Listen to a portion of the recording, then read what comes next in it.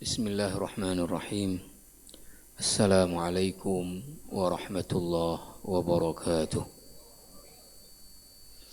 Alhamdulillah wassalatu wassalamu ala Rasulillah wa ala alihi wa ashabihi ajma'in. Amma ba'd. Hadirin, hadirat sidang jamaah salat zuhur yang dimuliakan Allah. Alhamdulillah atas nikmat, rahmat, taufik dan hidayah dari Allah. Kita baru saja dapat menunaikan salat zuhur kita di awal waktu secara berjamaah di rumah Allah yang mulia ini. Alhamdulillah selepas salat kita masih ada sedikit waktu untuk mendengarkan nasihat Allah dan Rasulnya. Mudah-mudahan kita menjadi orang-orang yang mendengarkan nasihat Allah dan Rasulnya dan dapat mengamalkannya dalam kehidupan kita sehari-hari. Allahumma ja'alna mimman yastami'una al-qawla fayattabi'una ahsana. Para jamaah yang mulia, seperti yang sudah pernah saya sampaikan di sini bahwa tausiah saya selama sampai ke waktu Pilpres dan Pileg secara berseri berkaitan dengan Pilpres dan Pileg dalam pandangan Islam. Dan sudah 2 kali saya absen, tapi insya Allah kita masih punya 2 kali kesempatan lagi untuk membahas ini. Saya ulang dengan sangat singkat untuk kita sambung. Yang pertama yang sudah kita bahas bahwa dalam Islam perkara mengajak orang berbuat baik, mencegah orang dari melakukan kemungkaran, itu sepakat para ulama hukumnya adalah fardu atau wajib atas umat Nabi Muhammad sallallahu alaihi wasallam.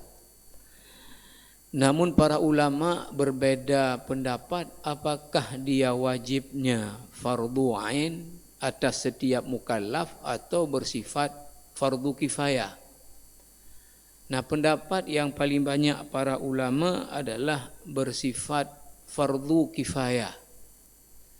Namun demikian, dalam kitab Haqiqatul Amri bil Ma'ruf wan Nahyi 'anil Munkar disebutkan hukum yang fardu kifayah menurut banyak para ulama tadi itu dalam kondisi tertentu berubah dia menjadi fardu ain.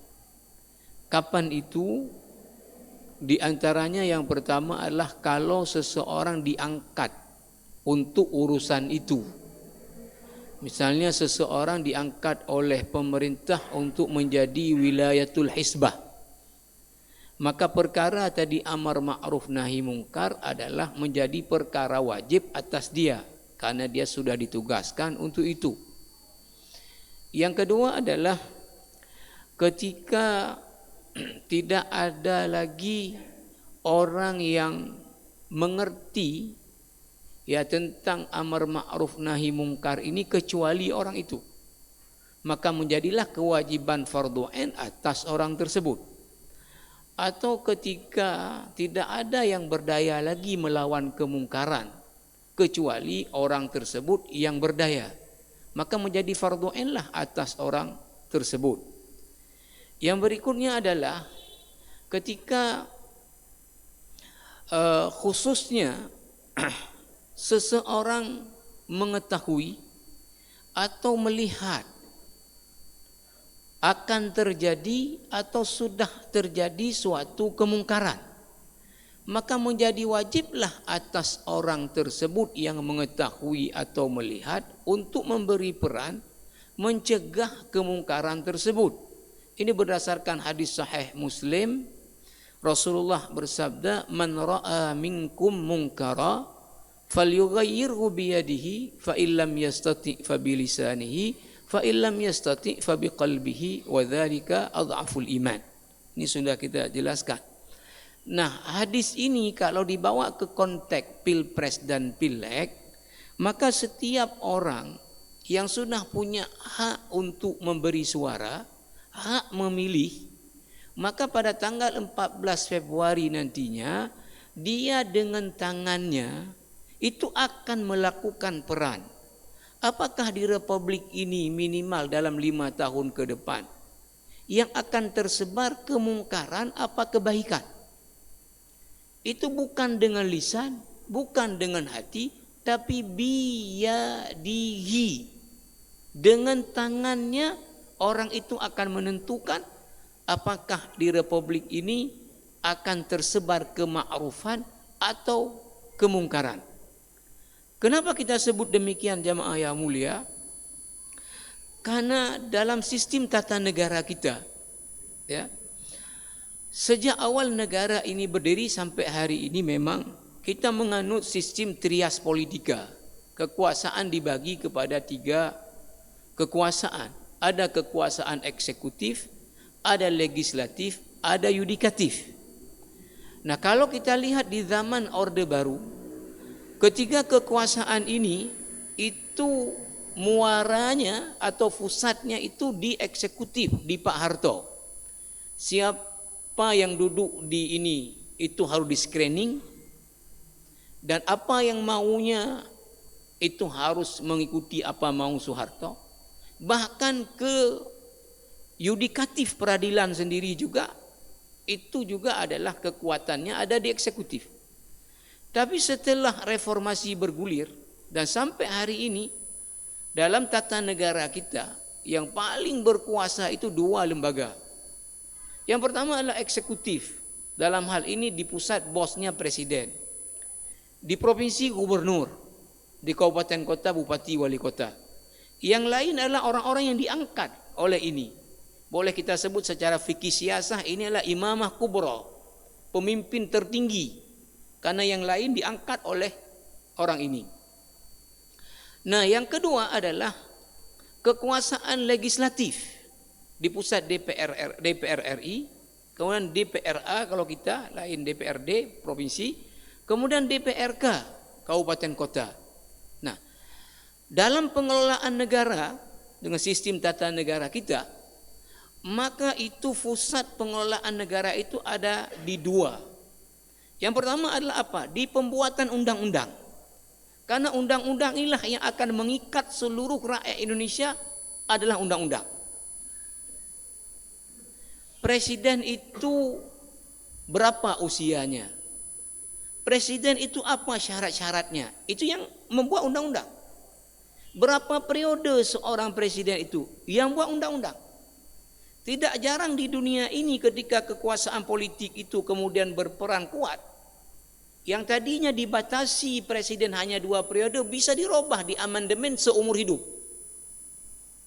Jadi yang paling pertama peran di tata negara kita adalah di membuat undang-undang, karena ini yang mengikat seluruh tatanan kehidupan adalah undang-undang. Sementara di bawahnya Kepmen, Kepres itu semua harus mengacu, tidak boleh bertentangan dengan undang-undang, dan dia penjabaran daripada undang-undang. Nah, sekarang siapa yang buat undang-undang? Pertama diajukan oleh eksekutif pemerintah, kemudian dibahas oleh yudikatif, artinya parlemen. Ya. Maka nanti akan disahkan ya setelah dibahas oleh parlemen dari usulan eksekutif tadi pemerintah. Nah, yang kedua perannya apa? Anggaran belanja negara ini ya, yang diperoleh dari sumber daya alamnya, dari pajak, dari sebagainya, ini dialokasikan kemana saja. Pertama yang mengaturnya adalah undang-undang. Yang kedua siapa yang mengajukan ini adalah eksekutif pemerintah mengajukan anggaran. Yang membahas, yang meng-ACC siapa? Adalah perwakilan rakyat tadi, legislatif. Inilah 2 yang kemudian menentukan tatanan kehidupan berbangsa dan bernegara. Maka kita bisa mengilustrasikan apabila di luar lembaga ini diisi oleh orang jahat, orang zalim, orang fasik, maka yang akan terjadi apa? Kolaborasi kerjasama di dalam kefasikan yang begitu luar biasa. Dan ini adalah merupakan penjelasan Allah di dalam surah Al-An'am 129. Allah mengatakan wa kadzalika nuwalli ba'dadh-dhalimina ba'dhan bima kanu yaksibun. Demikianlah kami jadikan orang-orang zalim itu bermitra dengan orang-orang zalim di dalam hal yang apa mereka buat. Demikianlah kami jadikan sebagian orang zalim itu konco, friend, teman, orang-orang yang zalim juga. Maka kalau di eksekutif tadi diisi oleh orang zalim, maka dia akan mengangkat turunan di bawahnya itu juga orang-orang yang zalim untuk bisa kolaborasi dalam kezaliman. Gubernur yang zalim itu pertama langkahnya mengangkat sekda dulu yang zalim. Gubernur yang zalim akan kompromi dengan sekda untuk mengangkat kepala-kepala dinas yang zalim. Kepala-kepala dinas yang zalim ini akan mengusulkan kabid-kabid yang zalim. Dan akan mengusulkan kemudian kasih-kasih yang zalim. Akhirnya apa? Lembaga pengelolaan negara ini akan diisi oleh orang-orang yang zalim. Dan ini juga Rasulullah mengatakan dalam hadis dengan derajat yang sahih, ar-rajulu ala dini khalilihi falyanzur ahadukum man yukhalil. Kalau mau lihat bagaimana akhlak, bagaimana amal agama seseorang, lihat kawan dekatnya. Maka hadis ini ya memberi petunjuk bahwa orang zalim itu mesti temannya orang zalim. Mesti koleganya itu orang zalim, konconya orang zalim. Maka bila tadi tempat-tempat strategis ini diisi orang-orang zalim, tadi eksekutifnya zalim, legislatifnya zalim, terjadilah kolaborasi dalam kezaliman yang dahsyat. Maka yang terjadi di Republik ini apa? Kemana-mana adalah kezaliman-kezaliman. Maka oleh karena pentingnya tempat ini diisi oleh orang-orang yang saleh, oleh orang-orang yang baik, maka agama memiliki tuntunan untuk siapa yang bisa ditempatkan di tempat yang sangat besar perannya untuk kemaslahatan publik ini. Para ulama berdalil dengan dua ayat di dalam Al-Quran, nanti kita sebutkan juga dengan kajian fikih siasah. Yang pertama adalah surat Yusuf di ayat 55. Ketika Nabi Yusuf mengajukan diri kepada Raja Mesir, Nabi Yusuf mengatakan, Qala ja'alni ala khazainil ardi inni hafizun alim. Nabi Yusuf mengajukan diri kepada Raja Mesir untuk diangkat menjadi Menteri Bulog. Kenapa kata Nabi Yusuf, inni hafizun? Karena saya pandai menjaga amanah. Tidak akan menyelewengkan amanah. Saya orang yang berintegritas. Yang kedua adalah alim. Saya adalah orang yang punya ilmu.